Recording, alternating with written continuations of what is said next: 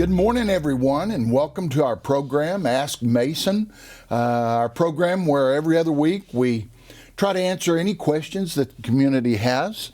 We try to be transparent in everything that we do, and I'm always excited. You can always send your questions to AskMason@Enid.org, and we'll make sure those get on. We'll never use your name, so just feel free to send in those questions. I've got with me this morning Derrick Silas, the director of our communications department, and good to be here. Yeah, it's always a good day, isn't it, to get to talk about what's going on in Enid. Yes. So, do we have any questions this morning, or are we just going to make this up as we go along? We have some questions. Okay.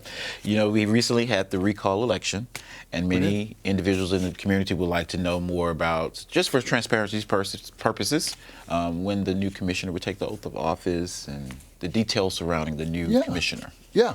We do have a new commissioner for Ward 1, Cheryl Patterson.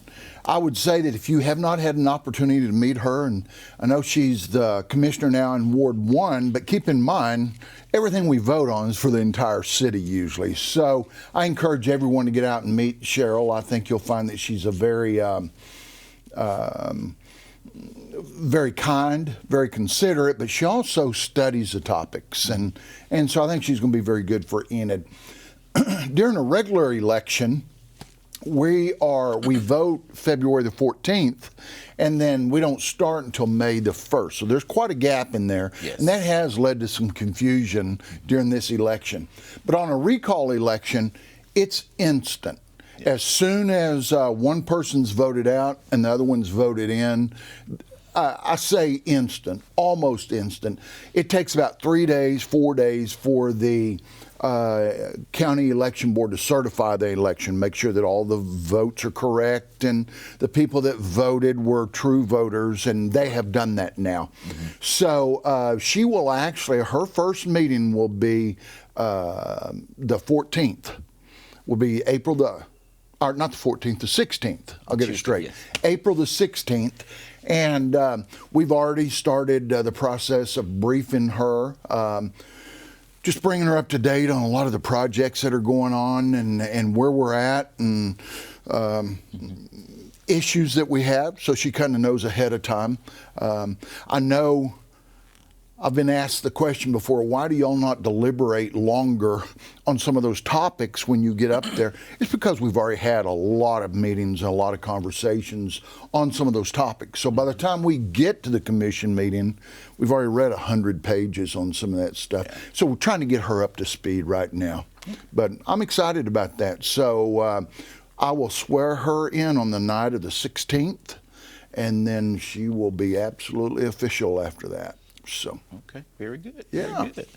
Now, let's talk about quality of life here in Enid. Now, I know recently, on the first Friday last week, you were dunked.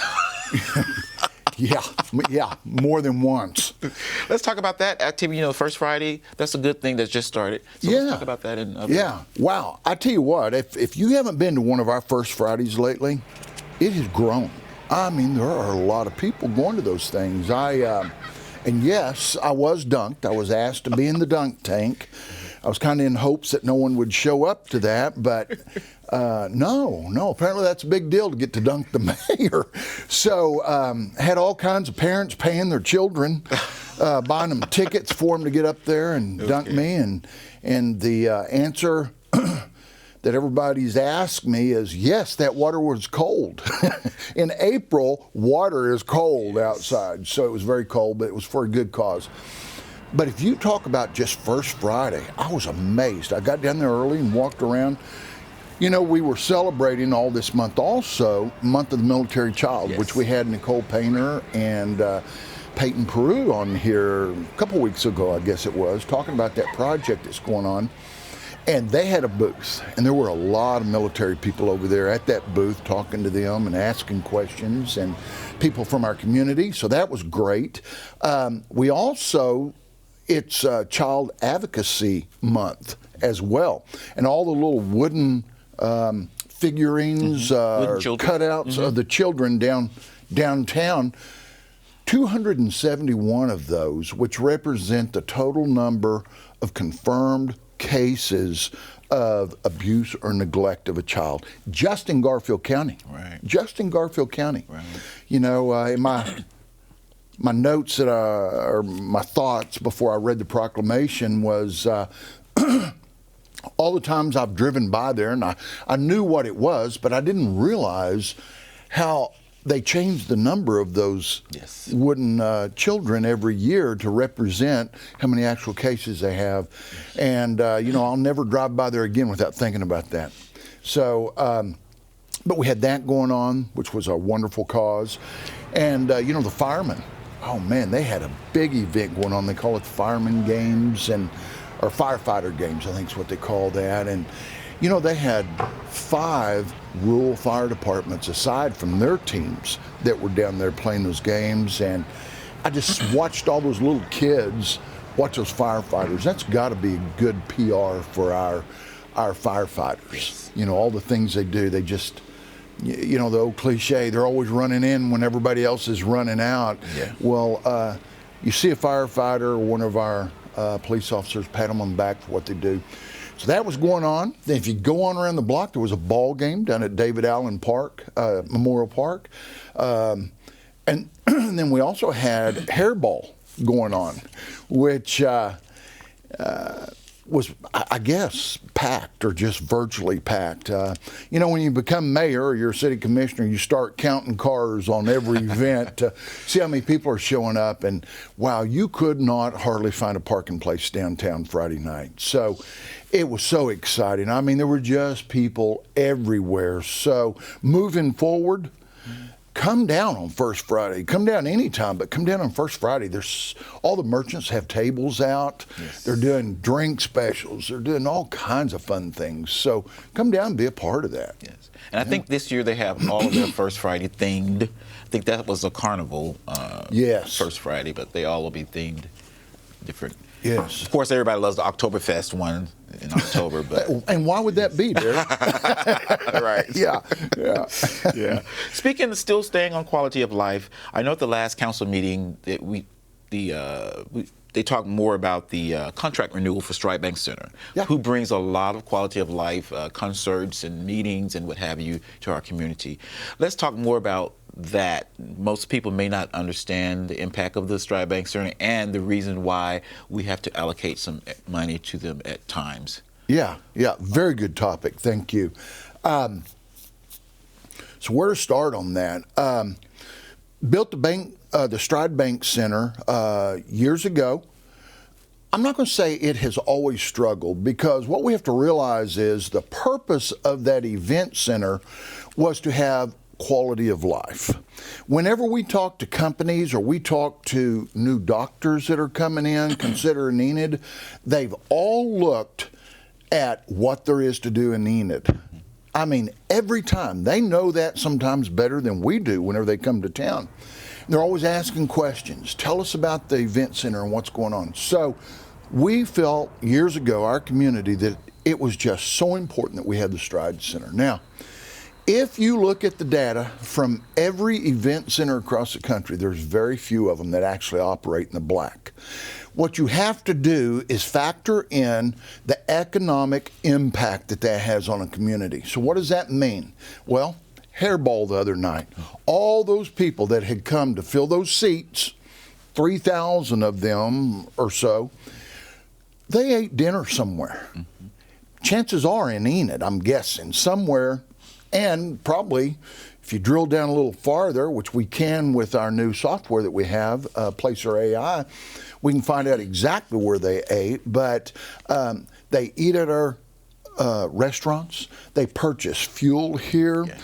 If they're from out of town, a lot of them stay the night, which help with our hotel motel tax. So that is so important. So even when we have to subsidize that facility, we feel like we're getting so many of those dollars back. So why was it so high this time, right? Mm-hmm. Roughly $700,000. They have a budget of about $548,000 to operate on, which we realize is not enough to operate that facility on. Yeah. It is a large facility. And it takes a lot of dollars to do that. So we always anticipate some additional funding subsidies that have to go towards that. But what also helps offset that is the dollars that we take from the hotel motel tax. Mm-hmm. Well, if you've looked at those spreadsheets over the years, you can see when COVID happened. Mm-hmm. I mean, I know everybody hates going back to COVID, but when you shut an economy down, completely shut it down, it takes, obviously, a long time for it to ever recover. And I believe the year right before COVID, we'd gotten that down to where we were only subsidizing it to the tune of about $263,000, which we actually consider $300,000 as our break even. Right. So we felt like we were under that. After COVID, people weren't doing conferences anymore. Right. Administration changed, no more exploration in oil and gas. Mm-hmm. So all of a sudden, the oil field workers were gone. Just weren't filling up the hotel beds like we have been in the past. Mm-hmm. So that caused that to go down. Then, whenever it come time to put on concerts, the musicians that had not worked for 2 years, mm-hmm. their cost went up about double to bring them in for a concert. There were many, many what I call medium level entertainers that you should be able to get for $50,000 to come in and put on a show. We're charging $125,000 guarantee. Yeah. Guarantee. Yeah. And people just did not have the disposable income to go to all the concerts that they had before. We saw such a decline in that. So we were still trying to book those on a guarantee and losing money every time. So what we did as a commission, put together a committee, and we looked at that real hard. Where were we making money? Where were we losing money? So you will notice a change in the concerts, the number of concerts that we're going to do. And let me stop right there because there are 3 types of concerts that we do. One concert is where we just rent the facility. A promoter comes in and they say, we just want to rent it. We'll pay you a flat fee and we take all responsibility past that. Now, that's good. We don't stand to lose any dollars on that, but we don't make as many dollars either, which is okay. Yeah. It keeps us in the black. So there's that where we rent it. Then there's what they call a co-pro, where they go partners with the promoter, and we share in that cost. And we're okay with some of those as well, to where if there's a profit, we share in that. If there's a loss, we share in that. And that's helped. And then the third one is where we are the complete, absolute promoter.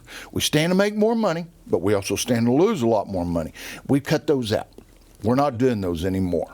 All right? There's just not enough return to help us to take that amount of risk. Okay. Does that make sense? Yes. Yes. So we're cutting back on the concerts, and we're cutting back on how those things are promoted. All right? Okay. Now, I hope a year from now, our economy continues to pick up, and we'll make that change. If we can see people showing up, but we can't guarantee a concert that needs 3,500 people to show up, and we have 900 people show up, we will lose on that every single time. Yeah. We also looked at that. One place that we do make good revenue is when we have sporting events come in. Very good revenue for us. Not like a concert, but there's no downside for us.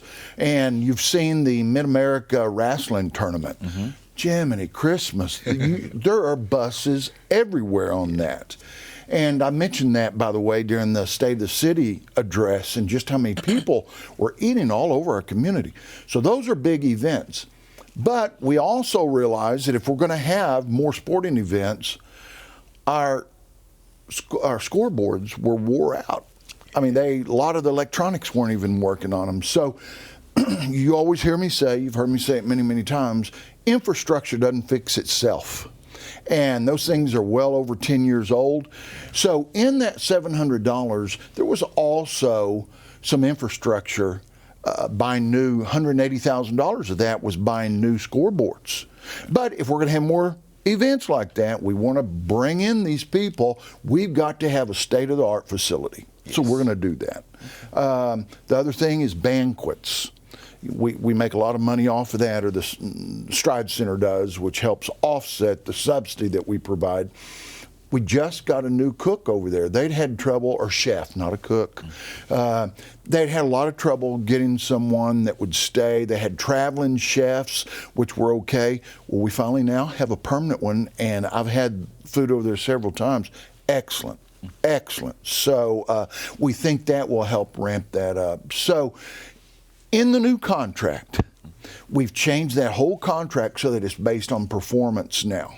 Okay. I mean, if the less subsidy that they're required, the more money the management company makes.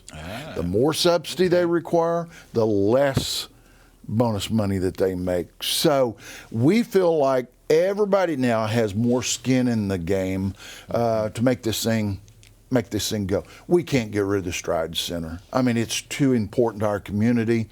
And for our economic dollars, economic impact is just so important. So what we've got to do, instead of just pointing out problems, is to find solutions. Yeah. And that's what we've been working on now for the last 90 days or so, trying to figure out what's working, what's not working, and then to try to be flexible on that. If we roll out 12 months from now and all of a sudden concerts around the country are doing a lot better, we'll get more involved in that. Yeah. But we're going to do what makes us dollars right now. Yeah, makes sense? Yes, makes sense. Yeah.